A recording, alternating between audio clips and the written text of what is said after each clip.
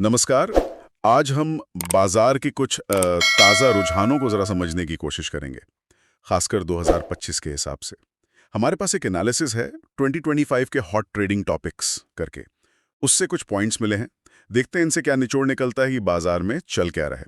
तो सबसे पहले शुरू करते हैं उस चीज़ से जिसकी आजकल बहुत चर्चा है, एसएमई आईपीओज़। मतलब ऐसा लग रहा है कि शायद हर दूसरे दिन कोई ना कोई नया एसएमई आईपीओ आ ही रहा है। सुनने में तो ये भी आ रहा है कि कुछ में तो पैसा वो लिस्टिंग वाले दिन ही डबल हो रहा है। ये तो जबरदस्त माहौल है। हाँ, माहौल तो बिल्कुल गर्म है। लेकिन ये जो एनालिसिस है ये भी कहता है कि भई हर चमकती चीज़ सोना नहीं होती। मतलब सिर्फ लिस्टिंग गेन देखकर कूद पड़ना खतरनाक हो सकता है। किसी भी एसएमई आईपीओ में पैसा लगाने से पहले उसकी जिसे कहते हैं ना बुनियाद देखना ज़रूरी है। बुनियाद मतलब? जैसे कंपनी की कमाई वगैरह। हाँ बिल्कुल। कंपनी कमा कितना रही है, उस पर कर्जा कितना है, और सबसे इम्पोर्टेंट उसका वैल्यूएशन क्या है। कहीं ऐसा तो नहीं कि कंपनी की कीमत उसकी असलियत से बहुत ज़्यादा मांगी जा रही हो।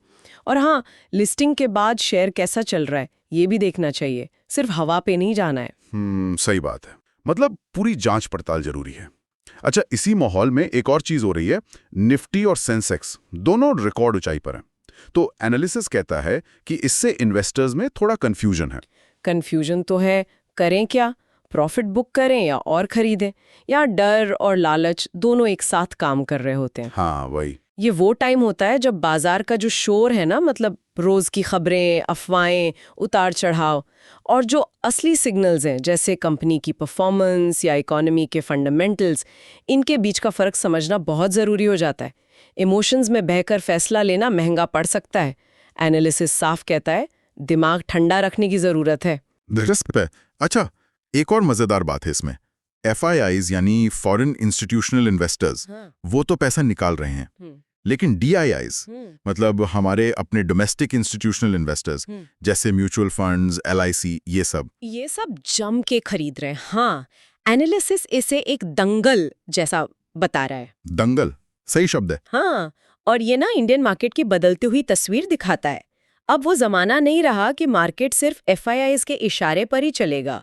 हमारे घरेलू इन्वेस्टर्स की ताकत बढ़ रही है। ये दिखाता है कि उनका भरोसा अपनी इकोनॉमी और कंपनियों पर बढ़ा है।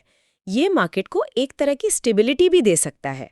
तो अब सिर्फ FII क्या कर रहे हैं ये देखकर फैसला नहीं ले सकते।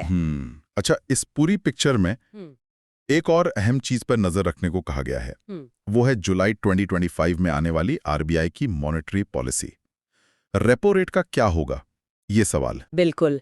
रेपो रेट में कोई भी बदलाव होगा तो उसका सीधा असर बैंकिंग स्टॉक्स पर पड़ेगा, और साथ ही वो सेक्टर्स जो लोन पर ज्यादा डिपेंड करते हैं जैसे रियल एस्टेट, ऑटो, उन पर भी असर आएगा। और महंगाई से जुड़े उद्योगों पर भी। हाँ, उन पर भी। तो इसलिए RBI क्या फैसला लेता है इस पर नजर रखना ट्रेडर्स और इन्वेस्टर्स दोनों के लिए इम्पोर्टेंट है। इससे मार्केट की अगली चाल का कुछ अंदाजा लग सकता है। सही है। और आजकल ट्रेडिंग का तरीका भी बदल रहा है। अब सिर्फ चार्ट्स देखने की बात नहीं रही। एनालिसिस में AI यानी आर्टिफिशियल इंटेलिजेंस और एल्गो ट्रेडिंग बॉट्स का भी जिक्र है। कहते हैं कि ये मिनटों में स्ट्रैटेजी बना रहा है। हाँ, टेक्नोलॉजी तो आ ही रही है और तेजी से आ रही है। एल्गो बॉट्स, AI टूल्स, ये सब तेजी से फैसले लेने में मदद कर सकते हैं, नो डाउट।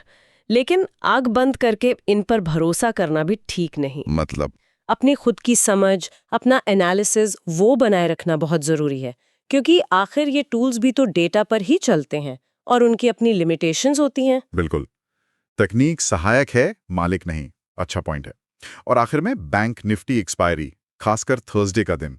एनालिसिस इसे ऑप्शन ट्रेडर्स के लिए मैदाने जंग कह रहा है, जहां रिस्क और रिवॉर्ड दोनों बड़े हैं। बिल्कुल, ये हाई रिस्क हाई रिवॉर्ड वाला एरिया है, इसमें कोई शक नहीं।